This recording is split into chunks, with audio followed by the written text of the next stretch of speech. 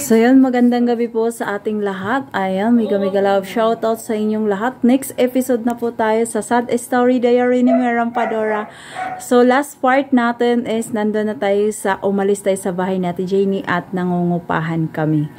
So yun na nga guys, ang nangyari ay eto na nga. So sad story talaga siya. So ang nangyari talaga is nangupahan talaga kami. Umalis talaga kami kasi hindi naman ako tumira doon sa bahay ng mga magulang ni Chris at bahay ng mga kapatid ni Chris. Kasi sa bahay ng mga magulang ni Chris, andun yung mga kapatid at magulang niya. Hindi naman nakabukod. Eto na nga ang sad story ni Rampadora. Guys, habang nangupahan kami guys, habang nakatira ako dun sa bahay na yun, nangupahan kami, eto ang masaklap na nangyayari. Alam mo ba yung ilang week pa lang yung anak ko is may pumunta na ha? Take note. Take note. Ang hirap ng buhay ko, di ba? Tiniis ko lang. May pumunta na sa bahay nila Chris. Kasi malapit lang naman kami doon sa bahay nila Chris na inupahan namin. May pumunta doon sa bahay nila Chris.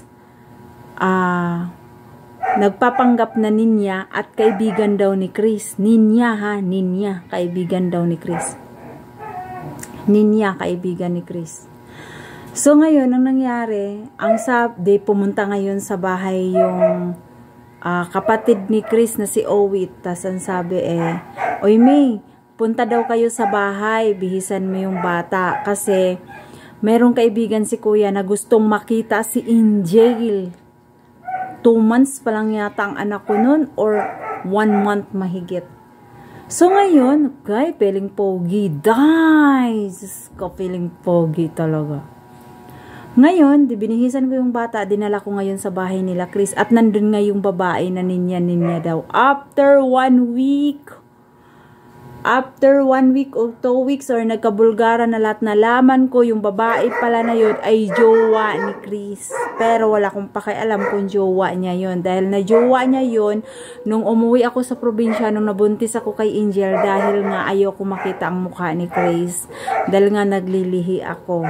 So, na-jowa niya yun, nung nandun ako sa probinsya, nasabi ko, Chris, padalhan mo ko ng pera kasi pupunta ako dyan dahil buntis ako, ikaw nga ang tatay. At ang sagot niya sa akin ay hindi kita padadalhan dahil hindi naman ako ang tatay niyan. At hindi ko yan anak si Angel. Ayan. At hindi ko yan anak si Angel. At,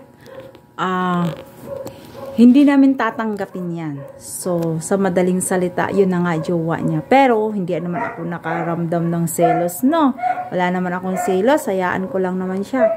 Then, ngayon, pagdating niya nang galing sa trabaho, kasi kami lang naman dalawa ni Angel lagi sa bahay natutulog. Siyempre, ako natatakot, baka may multo, may mumu, may aswang, gano'n, no? Then, ngayon, sinabihan ko si Chris pagdating niya ng 2:00 ng madaling araw na, Chris, yun palang ninya na sinabi na kaibigan mo na nagarga-karga kay Angel, jowa mo pala yun. Yun, galit na galit ang lolo mo, day. Gustong manakit, hinagis yung cellphone, pumunta sa bahay nila, nagwala, ganun. Ang OA. So, nung nangupahan kami, tumagal, umikot ang buong mundo, umikot ang buong buwan, umikot ang araw, oras, mundo, buwan, umikot. Guys, nangupahan na nga kami, kasi wala nga kaming, kumbaga nahihiya rin ako kay Lati Janie ba, kaya nangupahan kami. So ngayon guys, yung uling ko, yung bigas ko dati at saka yung Milo ko, etong owet, pabalik-balik ng bahay ha, nangupahan na kami. Oy May, baka naman may bigas ka dyan, wala kaming sasaingin. O sige wait, kumuha ka dyan. Oy May, wala kaming uling, mangingi si tatay. O sige wait, kuha ka dyan. Oy May, baka may pagkain ka dyan na may Milo dyan, may sardinas dyan. Siyempre, ako naman, hindi, na may nagdididi. Si Angel nga, maliit. Nagpapadidi ako. Di siyempre, iniistakan ako ni Chris kasi hindi rin ako basta-basta makaalis ng palengke para mamalingke lang para ni Angel. Kahit man lang Milo ang ulam namin ba. Kahit man lang sardinas ang ulam namin ba. Pero wag ka. Itong Owit ang kapal ng mukha, 'di ba? Alam niyang marami pa akong uling, alam niyang may bigas naman ako, alam din niyang may Milo at sardinas ako. Maya, dahil hanggang maubos na. Eto na, hindi pa nakaramdam. Sinabi ko na. Hoy, wait. Dalhin mo na lahat yan. Lahatin mo na. Dinala talaga lahat. May kanin, may bahaw ako dyan, dalhin mo lahat yan. Dinala talaga lahat ni Owit. Dinala lahat. So sa gigil ko, gutom na kami mag-ina. Pag uwi ni Chris. Hindi naman ako nagsumbong. Nagsabi lang naman ako na wala na kaming kinain. Nangingi dito. Sabi ko dalhin na lahat para hindi na magbalik-balik. Ay, hindi nala rin lahat. Hindi nakahalata. Ganon day kahirap. Eto na. Umikot ang araw, buwan, oras, mundo, buong taon. Nag-loan si Chris ngayon ng pag-ibig. Pumunta ngayon ang bunso. At gustong kunin yung pera na niloan ni Chris sa pag-ibig. Sabi ko, bakit niyo kukunin ang pera ni Chris na para man yan sa amin mag-ina kasi nga wala naman kaming kakainin, wala kaming gagastusin. Eto na, sumunod ang onin. Ang kambal ni Chris at gusto kong suntukin at bugbugin doon sa bahay na inupahan namin. Di ba ang hirap? Ang saklap. Ang saklap, ang hirap, ang hirap. Yan ang hindi ko makalimutan. Ngayon, dahil naumpisahan ko to, dito ko sasabihin lahat. Pinapabarangay ako. Nagpunta kami ng barangay. Pinapabarangay ako. Isang buong pamilya sila magkasama. Ako, wala. Walang kakampi. Walang magulang. Walang kapatid. Ni walang kamag-anak. Pinapabarangay ako. Di ako natakot. Pumunta rin ako ng barangay. Ako lang mag-isa sila buong barangay. Magulang niya, si Lola, si Nanay, nandun, lahat sila. Si Bunso, si Owit, lahat sila. Si Oni nandun sa barangay, lahat sila. Dinuro-duro ako ng barangay. Ay, dinuro-duro nila ako sa barangay. Kasi wala daw akong karapatan kumuha sa sahod ni Chris kasi hindi naman daw ako asawa ni Chris. At pampagulo lang daw ako sa buhay nila. Saan ako banda pampagulo? Ni hindi na nga ako nagsalita, ni hindi na nga ako umimik. Ngayon, ang sabi ng kapitan sa barangay, bakit nyo sila uubusan ng pera? Ano naman din ang gagastusin yan? May mag-ina siya. Kailangan din kumain ng mag-ina niya at hindi nyo pwedeng sabihin na wala siyang karapatang kumuha sa sahod niya at hindi siya asawa dahil may anak sila, nagsama sila, nangupahan sila. 'Di ba? Sa madaling salita, ako ang nanalo sa barangay. Mag-isa ko. Walang kamag-anak, walang kapatid. Sila lahat nandun. Tapos, dinuro-duro pa ako sa barangay. Kung hindi dahil sa babae na yan, hindi magkakagulo buhay namin. Bakit? Nagkakagulo ba buhay nila? Sabi ko, hintayin nyo lang darating ang araw, ibabalik ko sa inyo si Chris. Eto pa ang pahabol. Maghiwalay kayo. Maghiwalay kayo, Chris. Kung babalik ka sa amin na ikaw lang, tatanggapin ka namin. Pero kung babalik ka sa amin, nakasama mo yung babae na yan, lumayas ka kay hindi namin tanggap yung babae na yan kasama ng anak niya. Dahil hindi mo talaga anak yan si Angel. Yun ang mga nangyayari. Abangan nyo ang mga sunod na kabanata. Di sa madaling salita, nanalo ako. Umuwi ako ng bahay. Umabot, umikot na naman yung taon. Umikot yung araw, oras, buwan, taon. Umikot na naman. Eto na naman ulit ang nangyari. Sinugod na naman ako sa bahay. At gusto nilang kunin ang sahod ni Chris. Kasi, hindi yon. Parang nag-loan siya ng is-is nun. Is-is? Oo, hindi pa yon. Nag-loan siya ng is-is. Kukunin na naman nila yung loan ni Chris sa is kasi 2 times nila ako pinapabarangay 2 times nila ako pinapabarangay. Dahil wala nga daw talaga akong karapatan kumuha sa sahod ni Chris. Kasi, hindi naman daw talaga ako asawa, yun ang pinagdidiinan nila. Kaya sabi ko sa sarili ko, hintayin nyo, darating ang araw. Ibabalik ko sa inyo si Chris. Hintayin nyo, hintayin nyo. Yung sakit ko, nung simula na nabuntis ako ni Chris, umuwi ako sa amin, tas nakatanggap na ako ng masakit na salita. Overnight kaming nasa labas, kung hindi dahil kay Ate Jenny, hindi kami nakapasok sa loob. Hanggang sa nanganak ako, wala akong kasama, kundi si Ate Jenny lang. Ayan, nagpasalamat naman ako ng malaki kay Ate Jenny. Hanggang sa nangupahan kami, sinugod ako, hanggang sa umikot yung mundo, ito na naman ulit. Ganun ulit ang nangyari. Pinapabarangay ulit ako. Ganun ulit ang bangayan sa barangay. Nanalo pa rin ako. So wala na sila. Panalo pa rin ako So magulo ang buhay nila. Eto na, napagod ako. Dahil kapos si Chris sa sahod niya, nanganak ako kay Angel, wala akong pangkain. So ang ginawa ko, namasukan ako, nangatulong ako. Si Chris ay natanggal sa trabaho. So namasukan ako.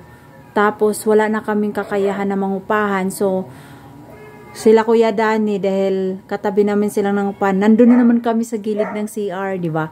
Nandun, nung una, doon kami kila Ate Jenny, sa ni Ate Jenny, sa gilid ng bahay ni Ate Jenny, katabi namin ng CR. Basta walang bubong, tinakpan lang namin ng ganun, kubo-kubo lang, kasya lang yung folding bed, na isang pirasong folding bed, tas ang daan namin patagilid, yun lang tulugan ko, may matulugan lang. Doon kami sa gilid, ang hirap ng buhay, di ba? Tapos ito na naman, natanggal si Chris sa trabaho niya. Ayan, ayokong tumira sa bahay nila.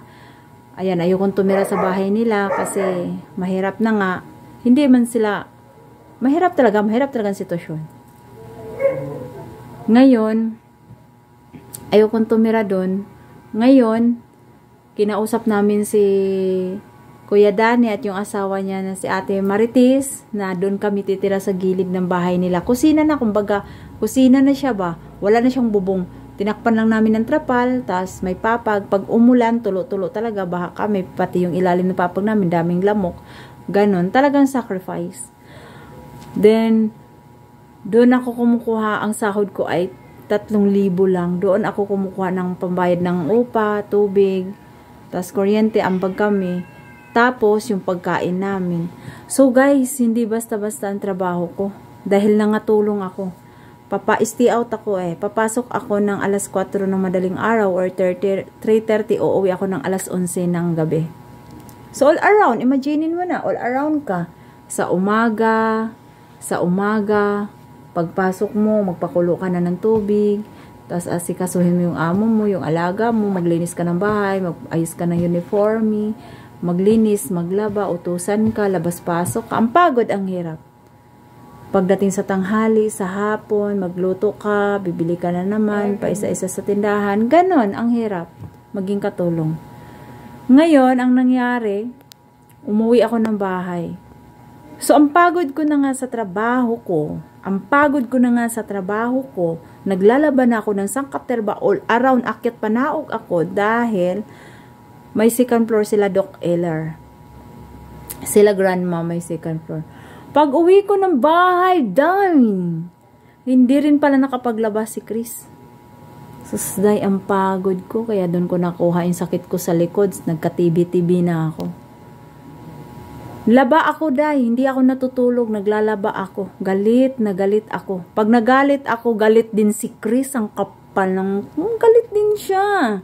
Galit din. Ang papa ni Angel, pag nagalit ako, sabi ko, bakit di ka nakapaglaba? Ganun na siya. Sabi ko, Chris, hindi basta-basta ang trabaho ko. All around ako, may alaga pa ako. Akyat manaog, mamalan siya. Lahat akin. Ganun siya. Wala na nga diba? So, nag-ipon-ipon lahat ng galit ko sa kapatid, sa magulang, kay Chris. And kinimkim ko lahat. Kinimkim ko lahat yun. Hanggang sa nag-away kami, ganon-ganon. Hanggang sa hindi ko na kaya. Sabi niya sa akin, mag-apply ako ng trabaho sa Bounty Fresh. Ayun na. Nag-apply nga siya ng trabaho sa Bounty Fresh. Pero guys,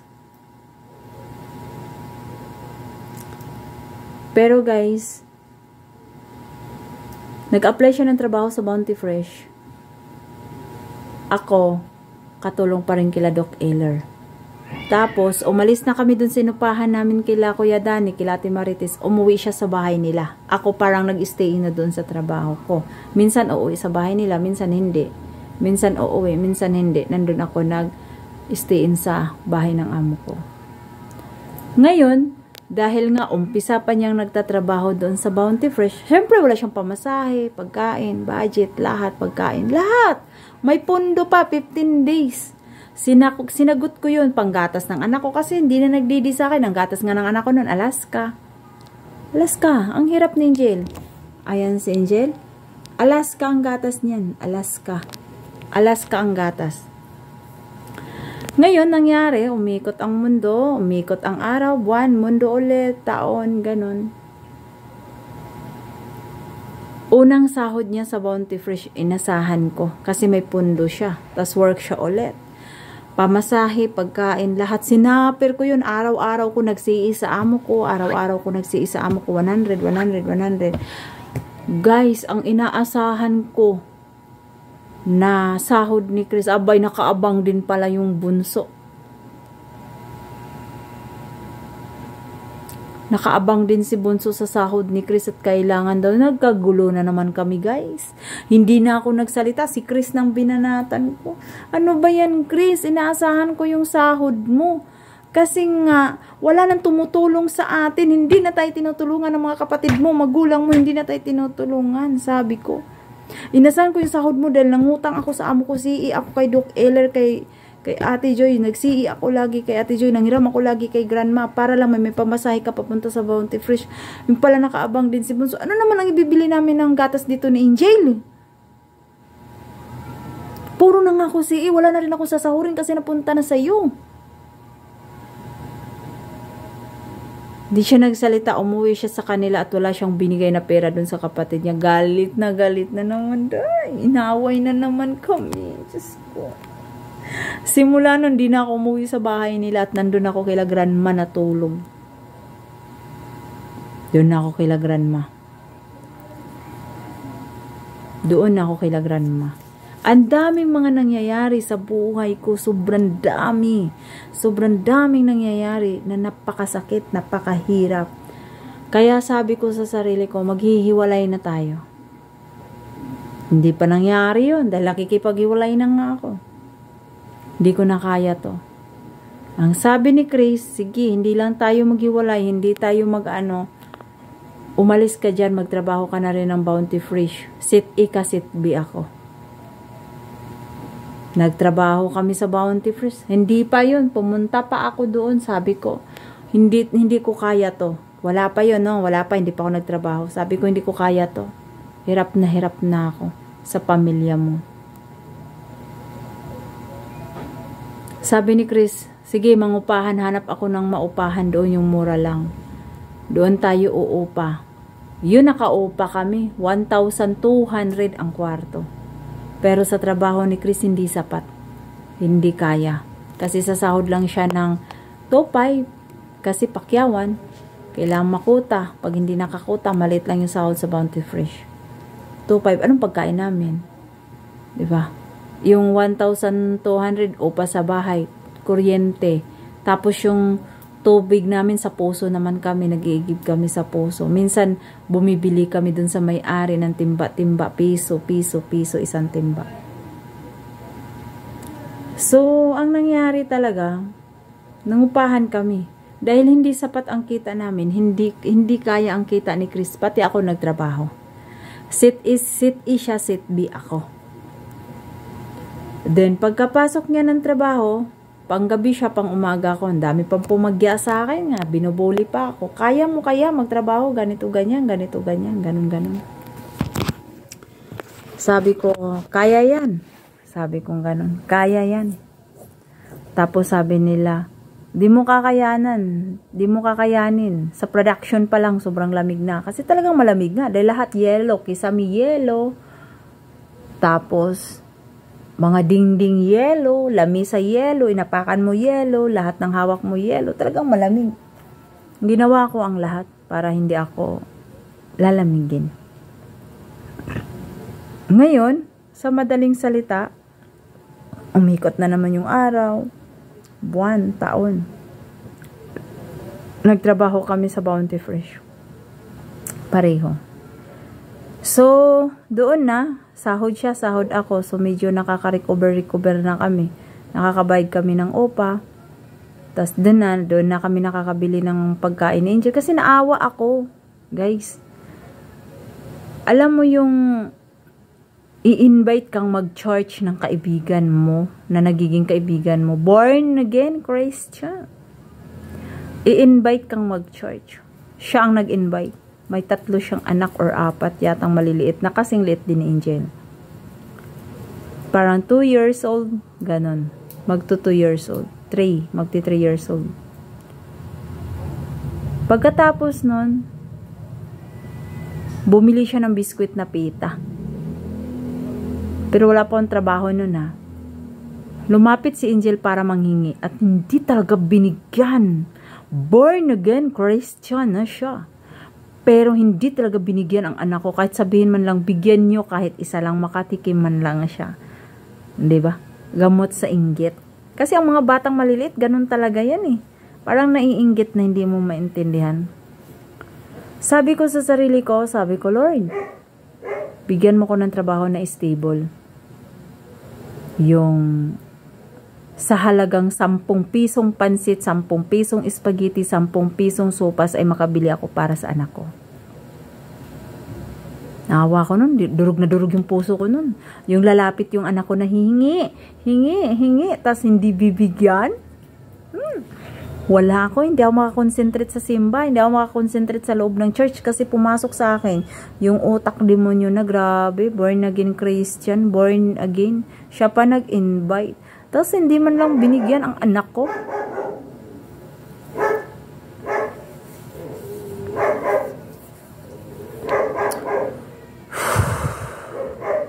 Kaya sabi ko, darating yung araw makakaraos ako. Simula nun, hindi na ako nagsimba. Ayoko na. Hindi na ako nagsimba. Tapos, nag-apply na rin ako ng Bounty Fresh, natanggap ako. Sa medical, bumagsak ako. Kasi may sakit daw ako na TB. Yan na ha. May sakit daw ako na TB. Kaya, bumagsak ako sa medical, sabi ng aming coordinator. Pero pasok pa rin ako, may trabaho pa rin ako.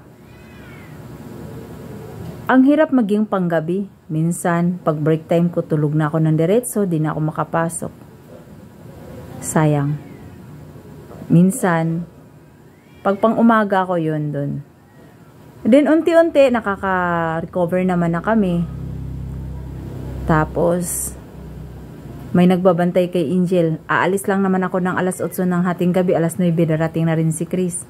So, sa murang edad ni Angel talagang napag-iwanan namin siya. Mag-isa lang din siya sa bahay. Minsan nga, kakausapin ko lang si Angel na, dito ka lang nak, darating si Papa ha. Papasok na si Mama pero si Papa darating. Si Angel lang iiwan ko sa bahay mag-isa. Maliit pa. Hanggang sa naghanap ako na segundo lang naman. Yung makikisuyo ka na segundo lang bantayan pagdating ni Chris, pwede na siyang umalis. Tapos bibigyan namin siya kahit 100 bawat sahod. 100 bawat sahod. Doon, nakakaano kami, nakaka-recover na kami, onte. Tapos, dumating din yung pinsan ko, nag-apply ng trabaho. Ikaw na nga ang nagpatuloy, ikaw pa masama. Ikaw na tumulong, ikaw pa masama. Diba? So, mahirap talagang sa maging mahirap. Then, pagkatapos nun, umikot ang mundo, umikot ang araw, buwan, taon. Nasa Bounty Fresh kami. Ang payat ko kasi syempre panggabi. Ang daming nagdaan. Nagka-release si tatay ng pension yata niya yun sa is or pag-ibig lansam. Di ko alam kung pag-ibig o is nilansam ni tatay yun. Nakatanggap siya ng 200,000. 200,000. Nakatanggap si tatay ng 200,000. Tinawagan kami. Nasa Bounty Fresh kami. Tinawagan kami. Pinapapunta kami dun. Sabi ni Chris, "Me, tinawagan tayo ni tatay.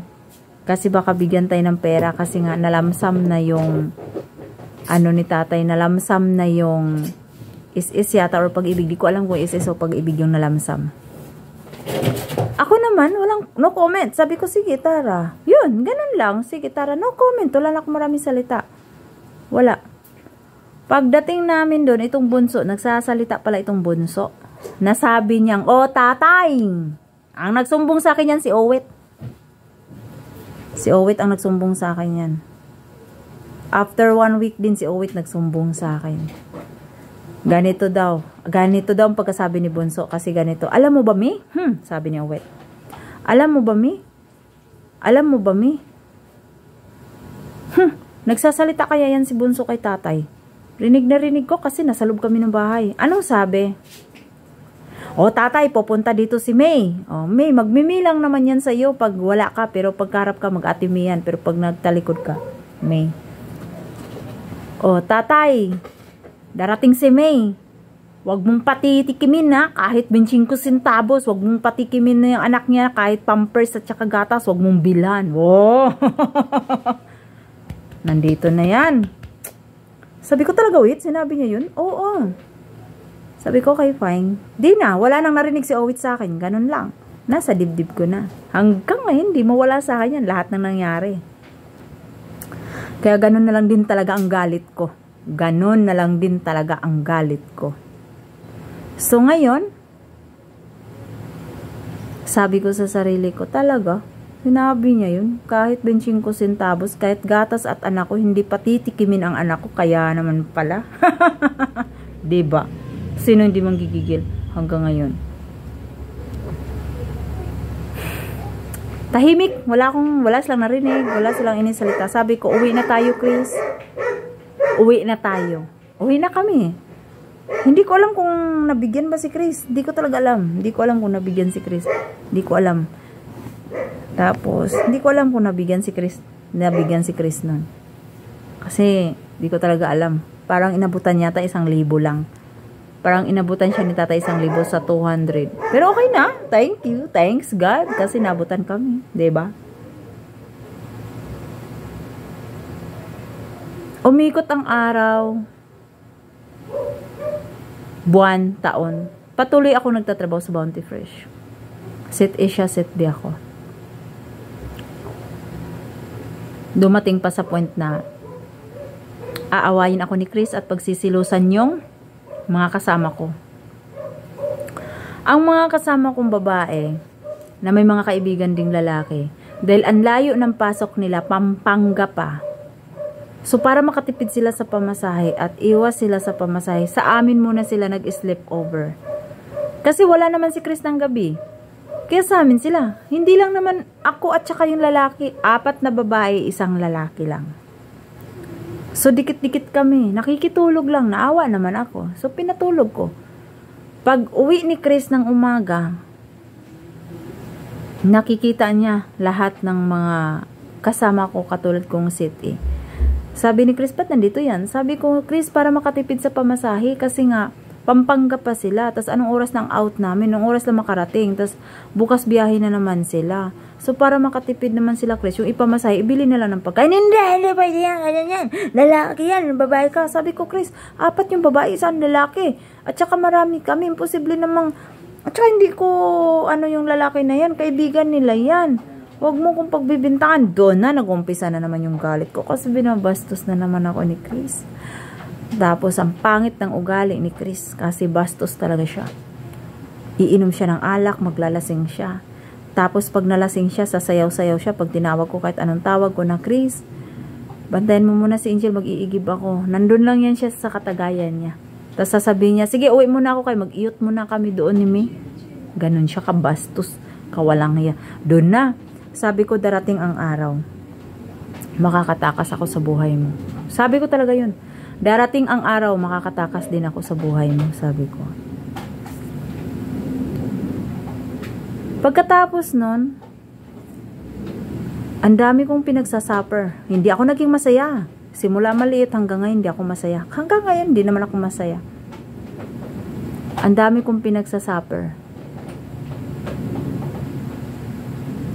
Umikot ang buwan, oras, araw, buwan, taon, bigla kaming tinawagan kasi si tatay nasa hospital na.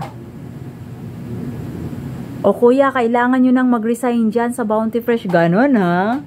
Kuya, kailangan nyo nang mag-resign dyan sa Bounty Fresh. Dalawa ni May. Hahakutin namin lahat ng gamit ninyo ni May.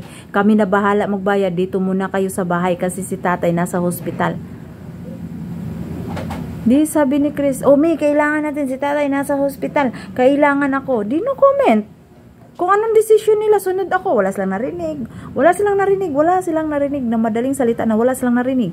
Walang narinig. Madaling salita. Hindi ako nagsalita. Wala silang narinig. Sige. Hakot nila gamit ko. Hakot nila gamit ko. Hakot nila gamit namin pauwi doon sa bahay nila. Doon kami ulit. Habang si tatay ay nasa hospital, inalagaan namin, nag-resign kami sa Bounty Fresh. Pagdating sa hospital, ako ang nandun kasama ko si Angel. Marami akong video na nakuha, kaya lang dahil ang cellphone ko nun dati cherry mobile na dikipad na may camera. Pero may nakuha akong picture, hindi ko alam kung saan ko siya napopost. Pero hahanapin ko pa kung saan. Kasi sa dami kong account na nagdaan noon pa, baka doon ko na-ipost sa mga una kong account. Marami. Nandun yun, tingin ko talaga nandun yun sa isa kong account na post. Nak, no? Nak, yung pagkamatay ni lolo mo, nandun yun sa Mera, oy.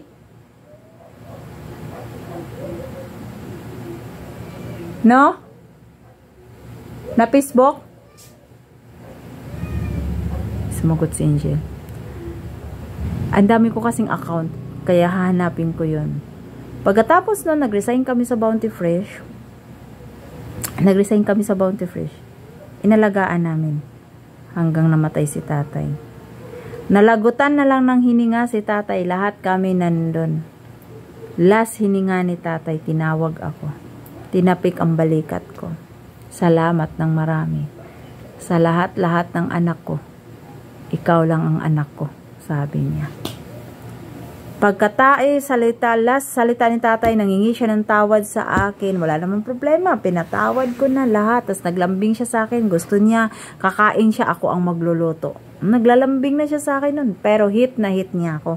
Dumating pa sa point na natulog kami sa bahay nila, na binato niya ako ng unan, ayaw niya akong patulugin, lasing si tatay.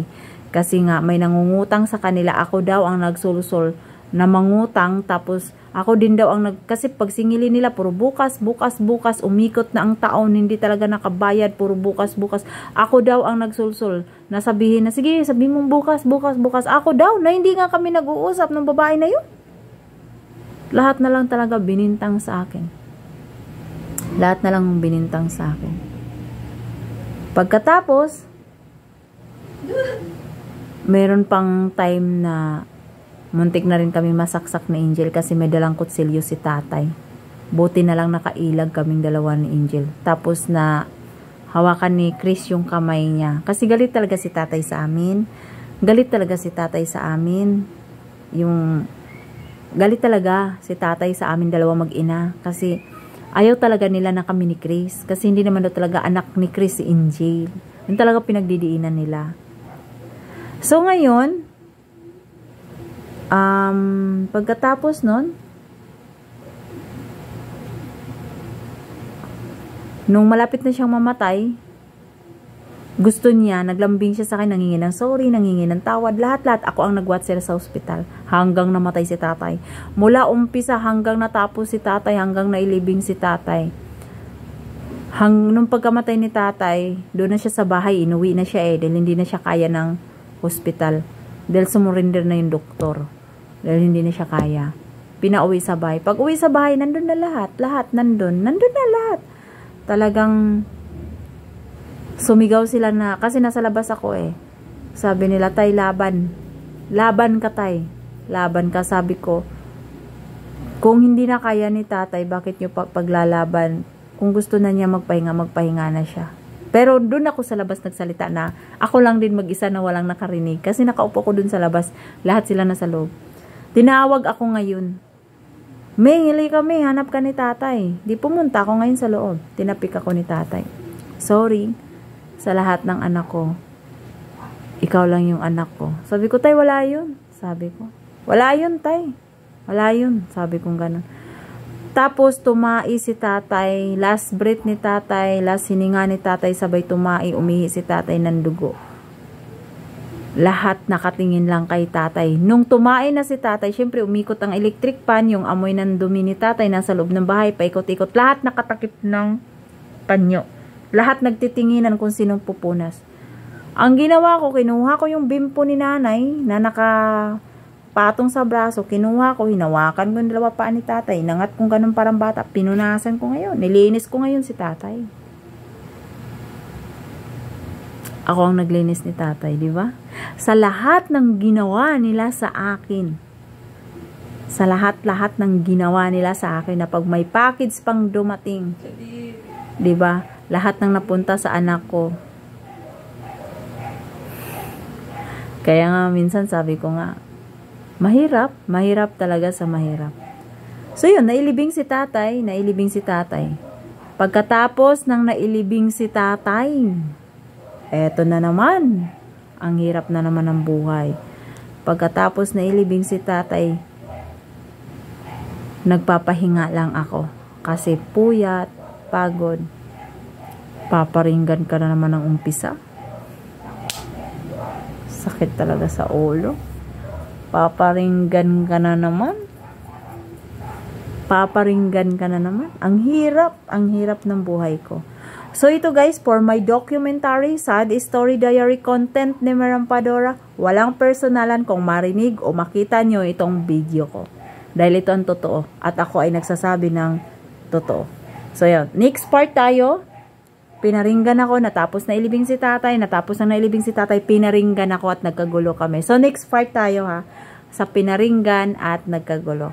So, ayan. Next part, abangan nyo ang next part.